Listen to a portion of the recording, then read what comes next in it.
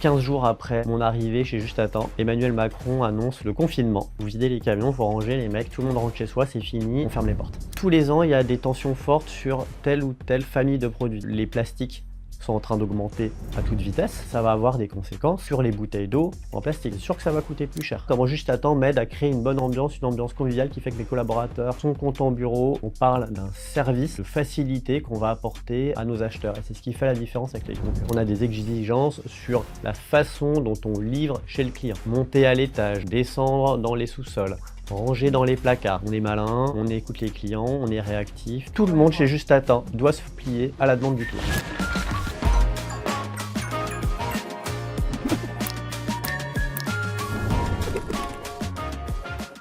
Bonjour, je suis Anna. Dans ce podcast, on va parler d'un sujet fondamental, le bien-être et l'expérience collaborateur au bureau. Aujourd'hui, j'accueille Guillaume. Bonjour Guillaume. Bonjour Anna. On va parler de toi, de ton quotidien, du quotidien opérationnel de Juste à Temps, de la logistique, de tous les défis qu'on rencontre chez Juste à Temps, dans la livraison, dans les achats. Mais j'aimerais aussi qu'on parle de nos clients, de leurs exigences qui ont évolué et du marché de manière générale, de l'utilisation des bureaux qui ont évolué. Est-ce que tu peux te présenter et m'expliquer comment tu es arrivé à ce poste? Moi, je suis plutôt issu d'une formation en marketing et j'ai commencé ma carrière dans la publicité. Ensuite, j'ai rejoint Didier dans sa précédente entreprise pour m'occuper du marketing d'une société qui s'appelle Welcome Office, qui vendait du matériel de bureau, dans laquelle j'avais fait mon stage de fin d'études, à la fin de mon master en marketing. Quand tu étais Donc, très jeune. je connaissais déjà Didier. Donc, ça fait un paquet d'années que je travaille avec lui. Donc j'ai travaillé dans cette entreprise Welcome Office où j'ai vendu du matériel de bureau voilà, jusqu'en 2018. Je suis allé voir un petit peu ailleurs et puis je suis revenu travailler avec Didier en 2020 pour m'occuper du digital et du marketing de Juste à Temps. Et ça a tourné court, figure-toi, parce que 15 jours après mon arrivée chez Juste à Temps, Emmanuel Macron annonce le confinement. Tout le monde à la maison, moi y compris, qui venait de commencer. On dit, qu'est-ce que je vais faire du coup dans cette entreprise où tout le monde est en télétravail, de une, et de deux, une entreprise qui vend de la convivialité au bureau, et tous les bureaux sont fermés. Il faut savoir que chez Juste à Temps, le jour du confinement, je sais pas pourquoi, mais on avait quand même décidé de faire partir les camions, au cas où des entreprises n'auraient pas compris, seraient restées ouvertes. Ils sont tous revenus pleins. Je pense qu'à part 3 livraisons qui avaient fonctionné, tout le reste, voilà. Donc là, on a dit, écoutez, vous videz les camions, vous rangez les mecs, tout le monde rentre chez soi, c'est fini, on ferme les portes. Et là, on s'est mis avec Didier à chercher une solution alternative pour la survie de Juste à Temps. Et on s'est lancé dans les produits anti-Covid, avec pas mal de succès, et les forces de Juste à Temps, et notamment, on est malin, on écoute les clients, on est réactif, et voilà. On est agile. Et on est agile, voilà, c'est le bon terme, très agile. Donc je suis passé finalement immédiatement du côté marketing à un côté achat et sourcing, trouver ses produits et puis faire du commercial, vendre ses produits. Et à l'issue du Covid, quand on a commencé à pouvoir ouvrir les bureaux, donc c'est juin, juillet 2020 et puis surtout à partir de septembre 2020, et encore ça a mis du temps, on m'a proposé chez Juste à Temps de prendre des missions supplémentaires, en plus du marketing. Donc là, toute la partie relation client, la partie informatique et puis tout ce qui était produit, donc les achats, les appros et le marketing produit. Et de fil en aiguille, je me suis plutôt spécialisé chez Juste à Temps sur cette partie-là, jusqu'à la reprise de la partie complète de la supply chain. Avec aujourd'hui un poste de directeur des opérations et co-directeur général. Et on s'est un peu partagé tous les deux du coup, la direction opérationnelle de Juste à Temps, avec toi récupérant la partie marketing, et puis conservant évidemment la partie commerciale que tu avais déjà, et moi conservant ou récupérant toute la partie opération. Est-ce que tu peux me parler de ta mission au quotidien? Ça, avant tout, c'est de m'assurer que les clients soient livrés en temps et en heure de l'ensemble des produits qu'ils ont commandés au meilleur prix d'achat pour Juste à Temps. Et derrière, m'assurer que les clients payent effectivement leurs factures. Alors que toi, Anna, avec ton équipe, ton travail, c'est de t'assurer que les clients, que déjà on en ait, qu'ils soient fidélisés, qu'ils se développent et qu'on en trouve des nouveaux. Donc on est tous les deux un peu en binôme chez Juste à Temps. Si je rentre un petit peu plus dans le détail, les différentes missions que j'ai avec mes équipes chez Juste à Temps, on va commencer par les approvisionnements, donc faire venir les produits dans l'entrepôt, s'assurer qu'il y ait du stock, s'assurer que la réception se fait correctement dans l'entrepôt, donc ça c'est le flux entrant du matin, s'assurer que les commandes sont correctement préparées l'après-midi et s'assurer qu'ensuite elles partent correctement le lendemain matin et qu'elles soient livrées en temps et en heure chez les clients. S'assurer que les factures sont correctement envoyées et que derrière les clients les règlent. Voilà pour que vous puissiez comprendre un petit peu tout ce que je fais avec mes équipes sur le site Juste à Temps de Roissy, où on a à la fois les entrepôts et les bureaux avec toutes les équipes back-office. Un entrepôt de combien de mètres carrés? On a à peu près 3500 mètres carrés de surface d'entrepôt et 500 mètres carrés de bureaux sur Roissy, juste à côté de l'aéroport. Depuis que tu es chez Juste à Temps,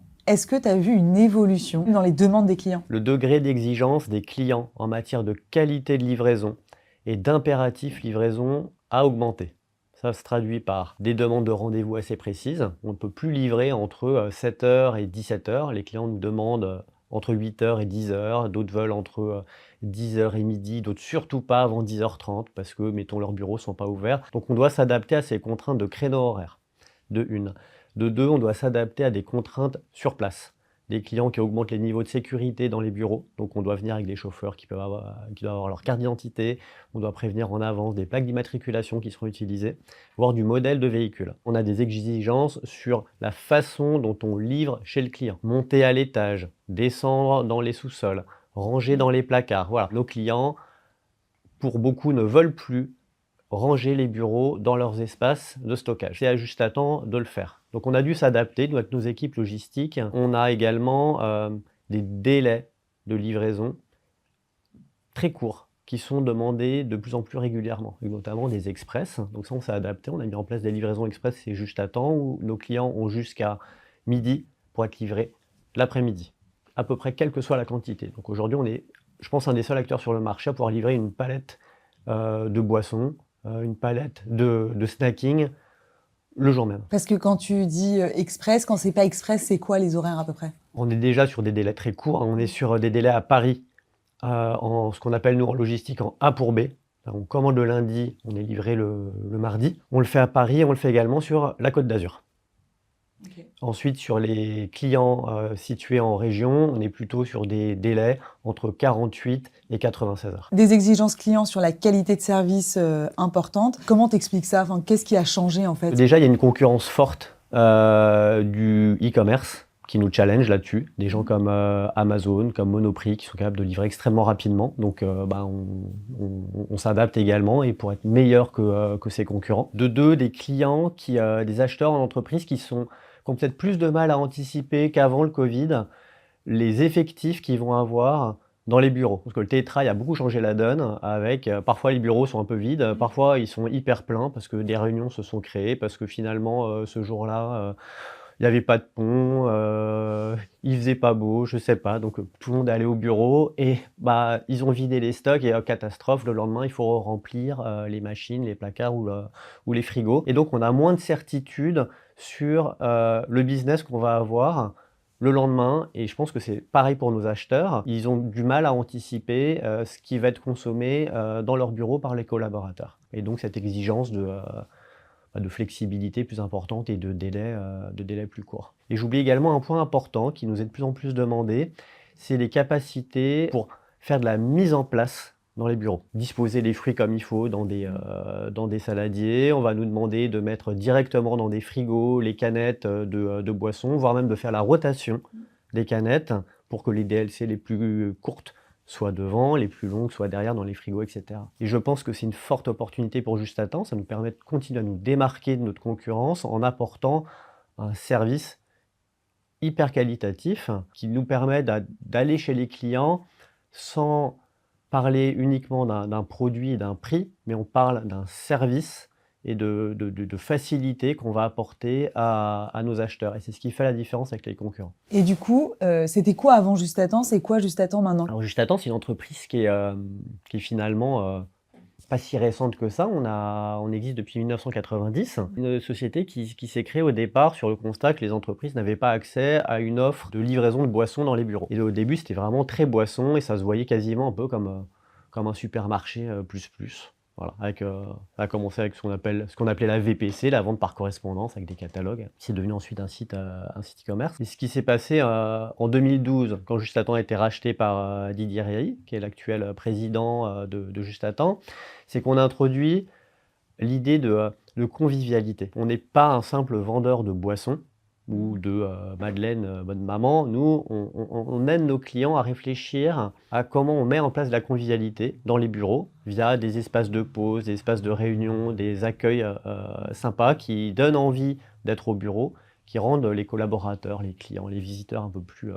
heureux. Cette convivialité avec des commerciaux qui vont en parler, qui vont diffuser cette idée. Et côté logistique et marketing produit, c'est une logistique qui sans faille pour nos acheteurs, et également un éventail de produits toujours plus large chez Juste à temps qui permet de couvrir ces besoins en convivialité. Donc je parlais de boissons, aujourd'hui on fait beaucoup plus que ça. On va mettre des machines à café sur lesquelles on va faire l'entretien full service, on va livrer les corbeilles de fruits le matin. On va, avec notre filiale Juste à temps gourmet, on va pouvoir proposer une offre de traiteur avec un petit déjeuner, un déjeuner, un cocktail, un event le soir. On va pouvoir placer une borne d'arcade ou une table de billard pour l'espace de pause. Voilà. On va essayer de couvrir tous les besoins qui correspondent à ce terme un peu peut-être galvaudé, mais qui est la convivialité au bureau et qui vraiment est aujourd'hui l'ADN de Juste à temps et qui correspond aux besoins de nos clients. Ce qui se pose aujourd'hui comme question, finalement, c'est pas comment j'hydrate bien mon collaborateur au bureau, c'est plutôt comment je crée une ambiance sympa, comment Juste à temps m'aide à créer une bonne ambiance, une ambiance conviviale qui fait que mes collaborateurs sont contents au bureau, sont fidèles. Ils vont revenir au bureau. Et vont revenir au bureau parce qu'on répond aussi à... Je parlais de 2012, c'est le rachat par Didier. En 2020, c'est le Covid qui nous tombe dessus, un arrêt total de l'activité, et puis une nouvelle donne qui est le télétravail. Donc, pour beaucoup d'entreprises, une question, c'est comment on fait revenir les collaborateurs au bureau après cette si longue période où ils ont eu la possibilité de rester bosser à la maison. Tu as parlé tout à l'heure d'une offre toujours plus large. Comment on fait pour pouvoir toujours proposer des nouveaux produits aux clients? Donc, on a énormément de remontées terrain avec les clients qui nous font part de leurs besoins, des marques qu'ils ont pu trouver à droite à gauche, des produits qui leur manquent. Ça passe par le commercial qui ensuite remonte à l'équipe marketing produit qui est à l'écoute vraiment. On est dans une société où le client est tout en haut et tout le monde chez Juste à temps doit se plier à la demande du client. On va sourcer des nouveautés à la demande d'un client spécifique, une fois que le besoin, que la volumétrie est validée. Donc je dirais, c'est quand même la remontée terrain, le client. De 2, on essaye de bouger un peu. On va sur des salons, j'étais encore sur un salon hier tout l'après-midi, et on va voir nos fournisseurs, on va voir les industriels, mais on va aussi voir des marques un peu plus confidentielles parfois, qui nous font part de leurs nouveautés. On teste de la nouveauté, puis après on essaye de cette manière-là, en essayant de pousser l'innovation auprès des clients. Et puis après, c'est aussi la curiosité un petit peu de chacun. Quand je suis face à des distributeurs automatiques à l'étranger, ou je regarde les produits, ça donne des idées. Voilà, des acheteurs, il y en a partout, il y en a dans plein d'entreprises, etc. Ils ont parfois la petite pépite, et il faut avoir l'œil qui traîne et voilà, et être malin comme ça. Est-ce qu'il y a des tendances produits là sur les derniers mois ou sur l'année qui vient de passer dont tu pourrais nous parler? Nous, on est assez gros vendeurs de barres. Barres de chocolat, céréales, etc. Donc il y a plusieurs catégories. La plus grosse que tout le monde connaît, c'est ce qu'on appelle les pâtes jaunes. Ne me demandez pas pourquoi on appelle ça comme ça. C'est les Mars, les Snickers, etc. Ça reste une très grosse catégorie, mais qui a plutôt tendance à décroître. Et la catégorie qui monte, elle, ça va être les barres plus healthy. Et en particulier, depuis quelques mois, c'est tout ce qui tourne autour des barres hyperprotéinées. C'est une tendance qui vient plutôt des salles de sport à l'origine et qui est en train de se diffuser vraiment sur du grand public. Dans les bureaux notamment. Voilà, dans les bureaux avec des marques comme Bear Bells, comme Joyful, qui se sont lancées sur ce segment et ça progresse fort. Avec quelle promesse? La promesse, c'est que tu vas avoir une barre peu sucrée, beaucoup moins sucrée que les pâtes jaunes traditionnelles et avec un apport en protéines fort. Donc c'est une barre qui va te nourrir.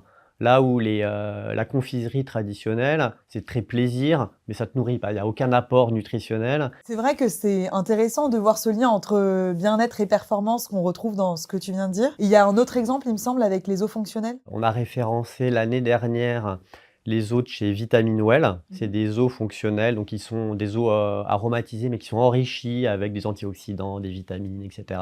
Et ça marche très très bien. Et c'est dans cette tendance aussi, je trouve, des barres protéinées, là, où on a des collaborateurs qui sont un peu comme des sportifs de haut niveau, qu'il faut bien nourrir, qui soient péchus toute la journée pour bien bosser, tout en restant sur des produits quand même assez sains. Les eaux Vitamine Well sont très peu sucrées, les barres protéinées que j'ai citées sont également très peu sucrées. Voilà, c'est pas des produits mauvais pour la santé. Une demande client qui évolue sur la partie logistique, c'est ce que tu as dit au départ.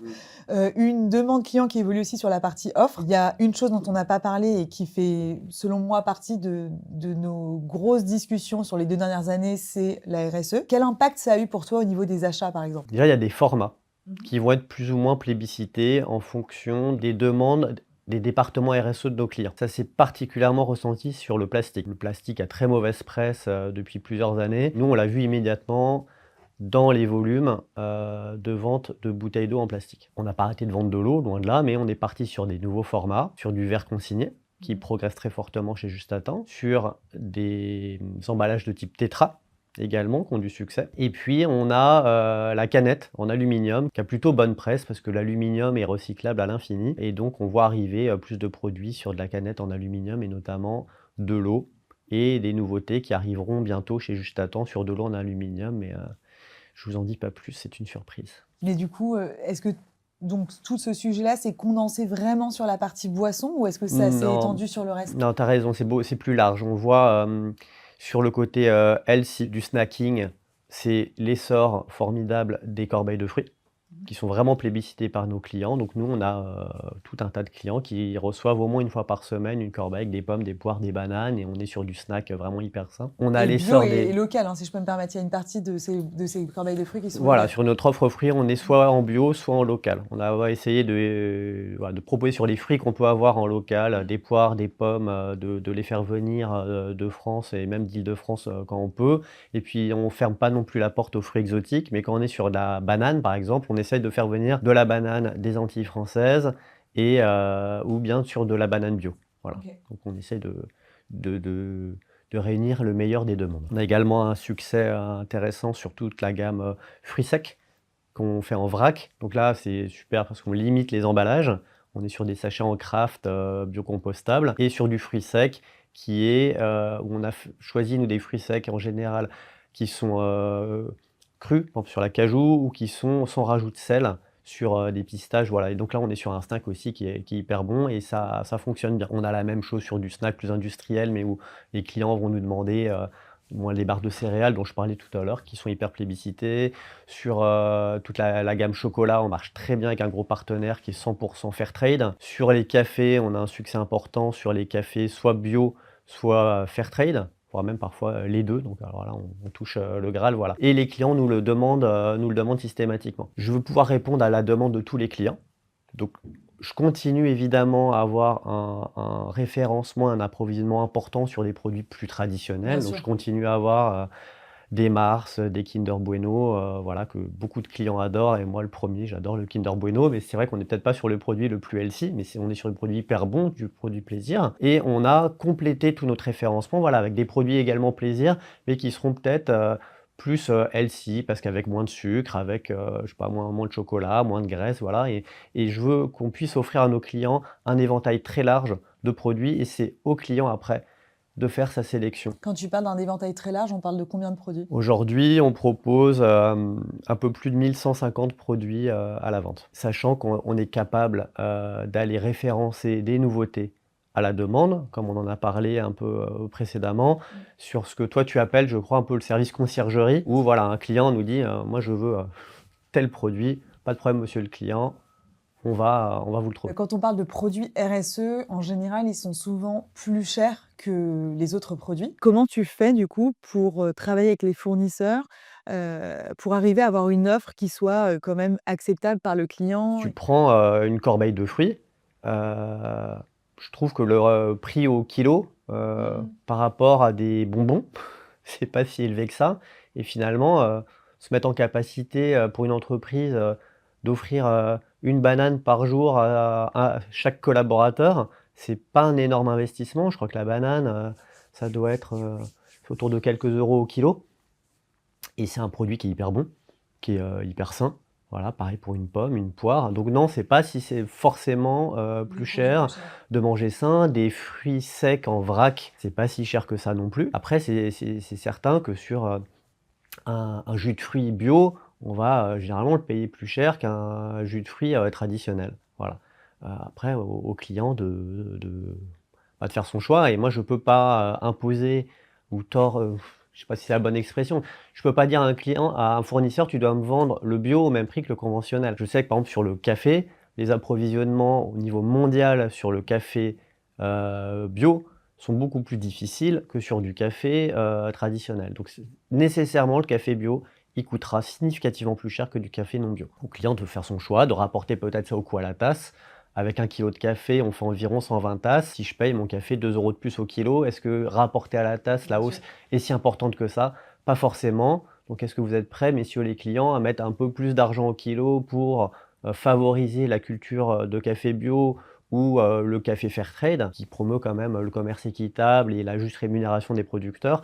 À eux de faire leur choix. Et justement, tu as l'impression que les clients, ils sont prêts? Est-ce que leur budget a augmenté autant que leurs exigences? Ah moi je trouve que sur un certain nombre de produits, notamment le café, vraiment les clients de Juste à Temps jouent le jeu. Alors on a peut-être un segment clientèle chez Juste à Temps qui peut se le permettre, hein. Mmh. Tous les clients n'ont pas les mêmes moyens, mais globalement, on a un fort succès sur les cafés bio et Fairtrade chez Juste à Temps, ce qui indiquerait que les clients ont voilà, ont suivi, Et ont compris. ont suivi, ont compris. Je pense que vous, les équipes commerciales, vous l'avez bien apporté auprès des clients. Les grands fabricants également font leur travail, de communication au niveau industriel et c'est important parce que ces cultures, doivent absolument, se faire dans le respect, au maximum, de l'environnement et il faut que les consommateurs à la fin en Europe, puissent s'y associer en les consommant. Dans les changements un peu structurants, il y a cette notion de télétravail et on ne sait pas, combien il y aura de collaborateurs au bureau. Est-ce que tu peux me donner un peu une fourchette, de nombre de clients ou de nombre de livraisons qu'on peut faire par jour, alors à la baisse et à la hausse? D'une journée sur l'autre, ça peut varier de 40.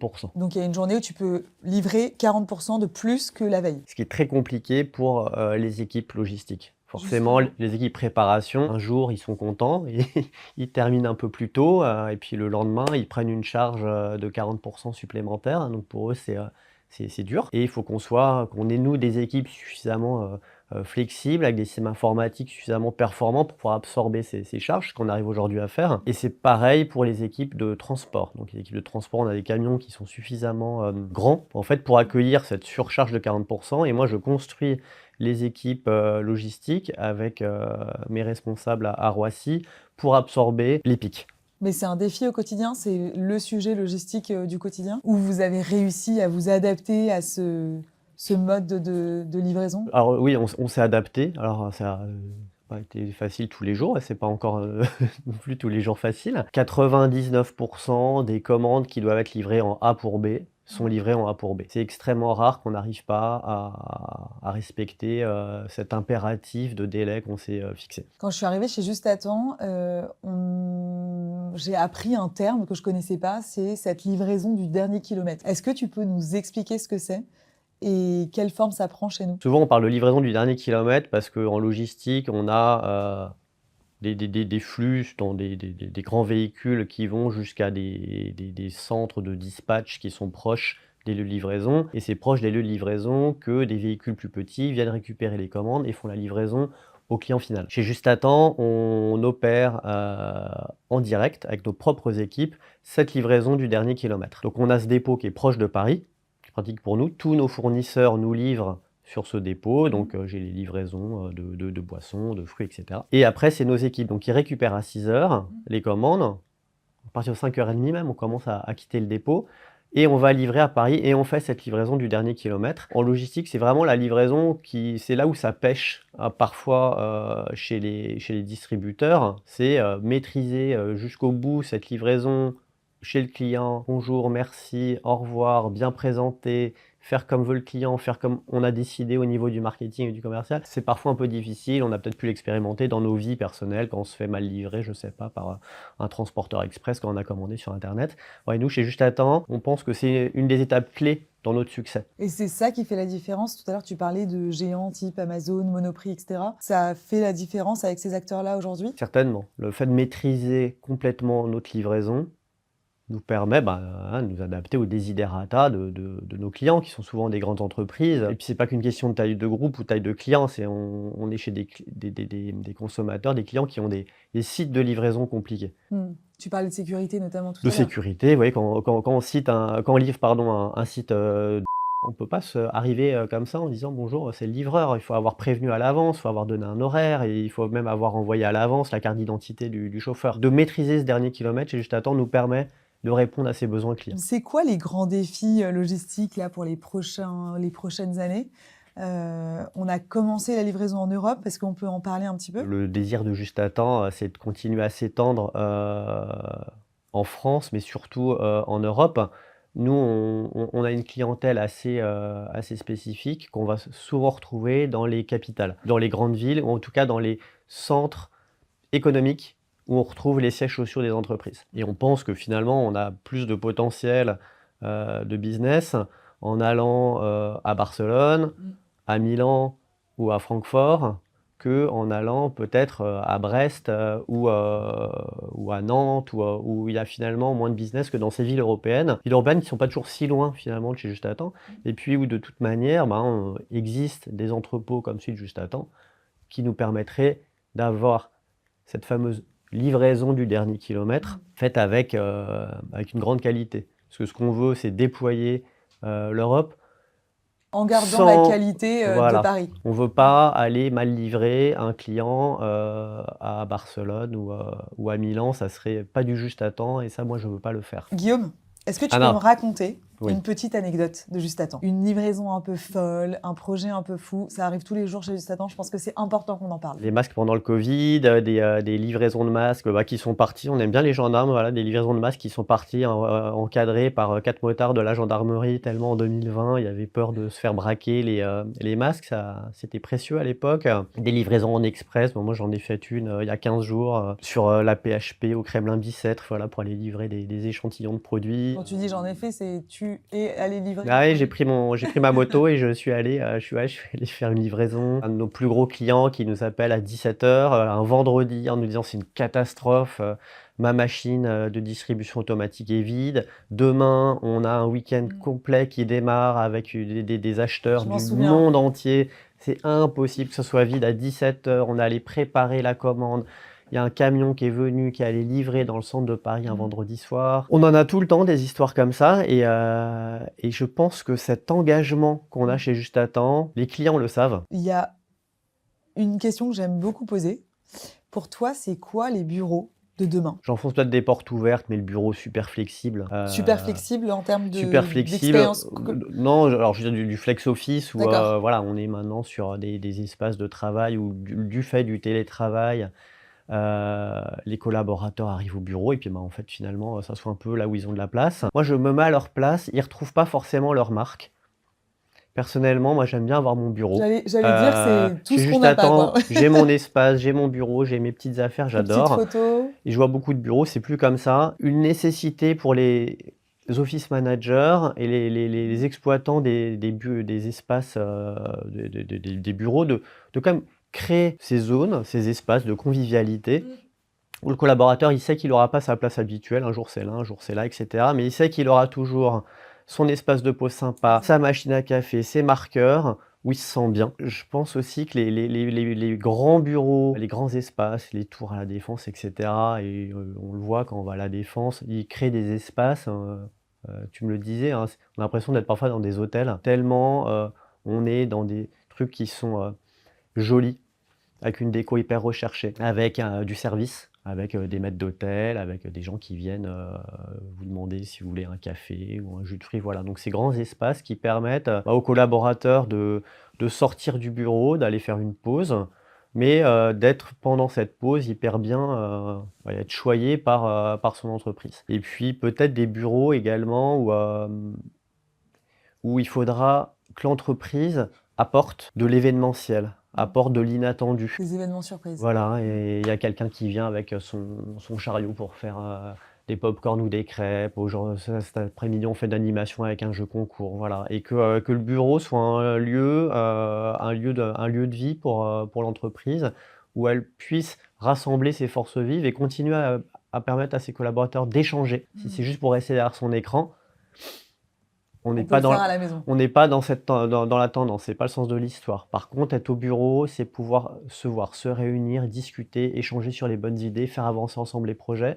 Et donc, il faut des espaces pour permettre cette collaboration. C'est quoi les défis que tu peux rencontrer aujourd'hui sur la partie achat, notamment en termes de rupture, en termes d'augmentation de prix? Tous les ans, il y a des tensions fortes sur telle ou telle famille de produits. Tu as connu les problèmes sur le verre au moment Sur de la les guerre en matières, ouais. Ukraine. L'année dernière, il y a eu des tensions très très fortes sur le café. 2023, c'est aussi les tensions sur le sucre. Parce qu'à un moment, tu sais, il y a eu des nouvelles normes sur le sucre. Ils ont arrêté de mettre des produits sur les betteraves dans le nord de la France. Ça paraît bêta, mais du coup, il y avait moins de sucre. Le sucre tous les produits qui contenaient du sucre ont augmenté. Le chocolat, il y a une crise du cacao l'année dernière. Et donc, on est sur des tensions au niveau appro qui nous occupent beaucoup et qui peuvent conduire à des ruptures, donc à des insatisfactions clients, et puis qui conduisent aussi côté commercial à des nécessités de faire passer en fait des hausses qui peuvent être extrêmement brutales ces dernières années, alors qu'on était habitué, je pense depuis 20 ans, sur une inflation qui est extrêmement faible. Et donc on est habitué, quand on va au supermarché, ton paquet de pâtes Barilla, tu le payes le même prix en 2015 qu'en 2016 en fait. Et en 2023, l'inflation, en raison de la guerre en Ukraine, est revenue à nous, en tout cas est devenue une réalité pour nous, nos jeunes générations qui n'ont jamais connu des périodes inflationnistes. Peut-être, tu vois, nos parents, nos grands-parents, ils en ont connu. Et là, on a vu le paquet de pâtes prendre 40% au supermarché. Et pour juste à temps, on a vu Le café. on a vu le café, il y a une hausse du cours du café de 50%. On a eu un moment, c'était carrément, il n'y avait plus de produits. À un moment, les verreries fonctionnaient plus parce que le gaz coûtait tellement cher. Ils ont dit, en fait, on va arrêter de faire du verre. On va faire que du verre qui a forte valeur ajoutée pour la parfumerie, par exemple. Mais le verre pour faire des bouteilles d'eau, on arrête. Et donc, on s'est retrouvés, nous, chez Juste à Temps, à plus avoir de bouteilles en verre chez certains fournisseurs. Et avec une situation catastrophique où les clients en B2B, ils veulent pas l'un ou l'autre.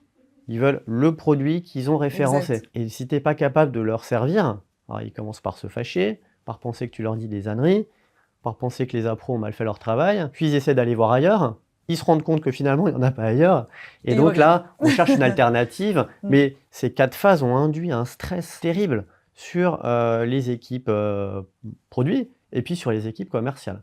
Et puis évidemment sur notre office manager, moi je le sais, les office managers, c'est pas qu'ils veulent nous embêter, c'est qu'eux-mêmes ils ont des gens au-dessus d'eux qui leur disent non mais moi je veux ce produit-là. On revient à l'exigence dont tu parlais au départ. Voilà, une situation géopolitique mondiale, on finit par en parler pendant ce podcast, et on ne sait pas encore bien quelle sauce on va être mangé, mais je sais que les plastiques sont en train d'augmenter à toute vitesse. Ça va avoir des conséquences dans les mois qui arrivent sur les bouteilles d'eau en plastique. C'est sûr que ça va coûter plus cher. Tu parlais des ruptures, Bien sûr. et comment on gère les ruptures. Donc nous, chez Juste à Temps, on est averti informatiquement au moment de la saisie de commande si le produit est disponible ou pas. On a une personne dans l'équipe relation client qui est dédiée à la gestion des ruptures. Elle appelle tous les clients pour leur dire on n'aura pas votre produit en livraison demain. On a 3 solutions.